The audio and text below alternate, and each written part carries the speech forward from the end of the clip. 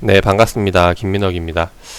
자, 오늘도 종목 하나를 좀 이야기를 드려볼까 하는데, 마이크 녹음이 안 돼서 지금 몇 번을 다시 찍는지, 네, 빠르게 한번 좀 설명을 드려보도록 하겠습니다. 자, 일단 이야기 드리기 앞서서 제가 종목을 추천드리는 방법이 크게 네 가지가 있어요. 첫 번째로는 뭐 실적을 보고, 앞으로 매출이 늘어남에 따라서 주가도 따라 올라갈 것이다 보는 관점이 있고, 두 번째로는 이제 성장성에 대한 부분을 보고 접근을 하는 경우가 있습니다. 아직 실적은 나오진 않지만은 앞으로 뭐 시장이 커져감에 따라서 실적이 늘어날 거다, 이제 그렇게 해서 주가가 올라갈 거다라고 보는 거, 대표적으로 뭐 제약바이오 관련주들이라던가 아니면은 이제 미래 사업 관련주들, 뭐 수소차라던가 전기차 관련주들, 이제 이런 것들이 속하겠죠. 그래서 이런 쪽의 종목들이 있고, 그 다음에 세 번째로는 이제 테마주들이 있어요. 실제로 실적이나 성장성이 그렇게 뚜렷이 보이는 건 아니지만은 시장에서 이슈가 되는 종목들, 뉴스가 나오면서 엮이는 종목들, 뭐 인맥주라던가 뭐 이제 이런 것들이 되겠죠.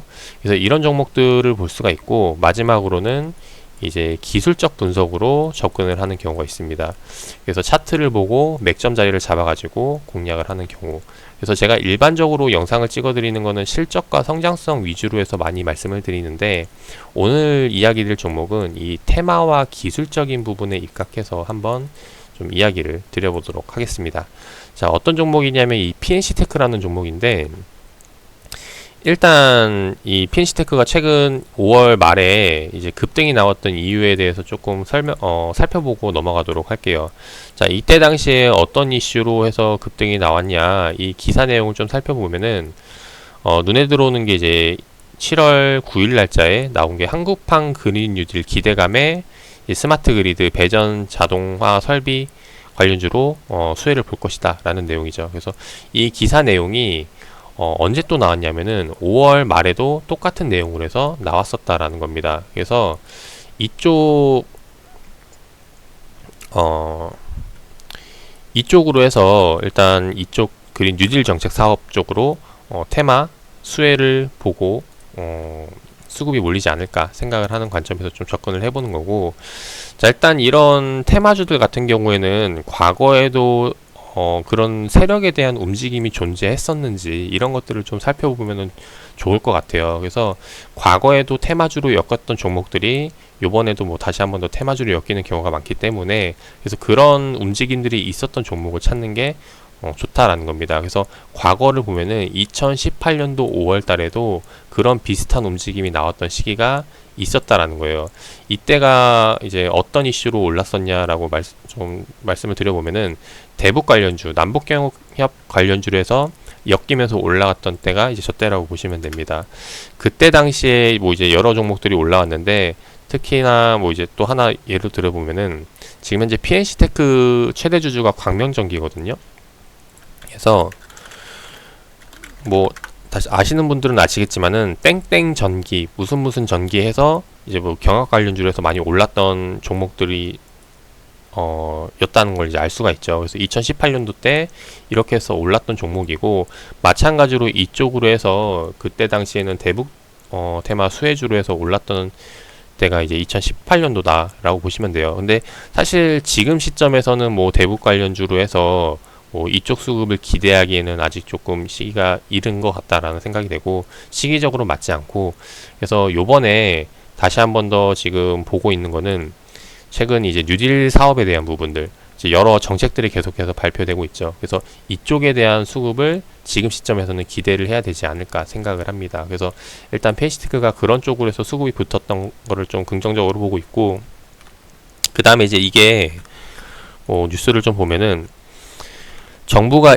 이 한국판 뉴딜이라는 게 정부가 2020년도 7월 14일 확정 발표를 해가지고 2025년도까지 계속해서 진행이 된다라는 거죠. 그래서 이게 앞으로도 계속해서 이야기가 나올 거, 2025년도까지는 계속해서 이야기가 나올 거다 보니까 이쪽으로 테마는 5년 동안 계속해서 살아있다라고 봐주시면 좋을 거다라는 생각이 됩니다. 그래서 일단 그런 관점에서 일단 테마는 살아있고, 좀 기술적으로 좀 접근을 해본다면은 결국에는 이 거래량이 터진 이후에 세력이 살아있냐, 남아있냐 안 남아있냐를 좀 판단을 해봐야 되는데, 일반적으로 죽은 주식 같은 경우는, 그러니까 세력이 없는 주식 같은 경우는 개인 투자자가 주가를 끌어올릴 만큼의 자금력이 없어요.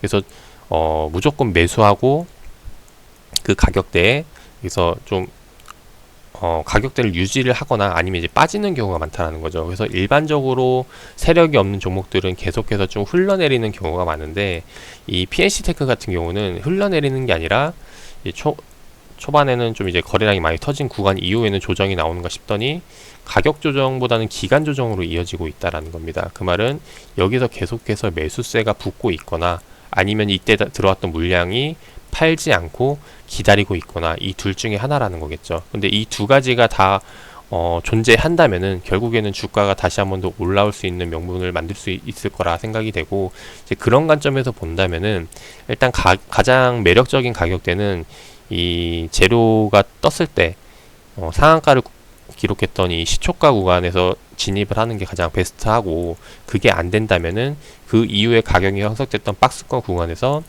아무 때나 이 가격대 자리에서 이제 공략을 해도 이후에 다시 한 번 더 뉴딜 정책에 대한 이슈가 나온다면은 띄울 수 있는 명분은 충분히 있다라고 생각이 됩니다. 그래서 일단 그런 관점에서 일단 BNC테크라는 종목을 좀 살펴보고 싶고, 이 뉴딜 정책이라는 게 결국에는 실적과 연관이 될 수도 있어요. 근데 왜 제가 그쪽으로는 좀 보고 있지 않는 이유 중에 하나가 뭐냐면은 매출에 대한 부분을 좀 살펴보면 좋을 것 같아요.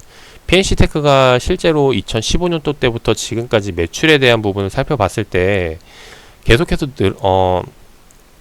그냥 꾸준히 유지되는 정도로의 수준으로 지금 흘러오고 있다라는 겁니다. 실제로 계속해서 그런 상황으로 이어지고 있고, 근데 영업이익 같은 경우는 계속해서 좀 부진한 모습이 나오고 있죠. 근데 지금 여기에 대해서 앞으로 성장을 할 거다라기보다는 그냥 유지 정도, 그냥 좀 보수적으로 보는 이유 중에 하나가 뭐냐면은, 홈페이지에서 좀 사업 내용을 살펴봤을 때 이 회사가 좀 외형 성장에 대한 부분을 노력을 하고 있는지 아닌지가 좀 보여지는 부분이 있어요. 바로 이제 홍보센터로 들어와서 보도자료를 보면은 이때 당시에 올렸던 보도자료가 최근 게 올라오면 좋은데, 지금 보도자료 메인에 나와 있는 게 2014년도 글이라는 겁니다.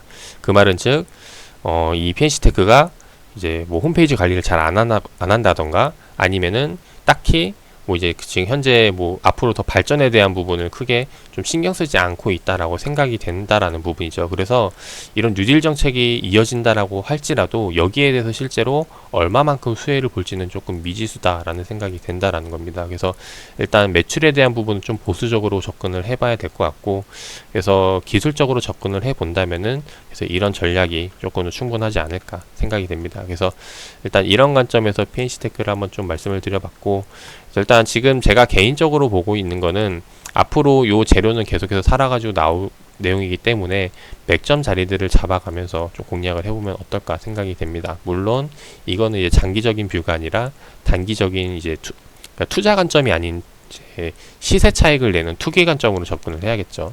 그래서 그런 관점에서 한번 PNC테크 봐주시면 좋을 것 같고, 제 개인적인 의견 들어보시고 좀 공감이 되신다면은 투자에 참고하셔가지고 좋은 결과 나오시기를 바라겠습니다.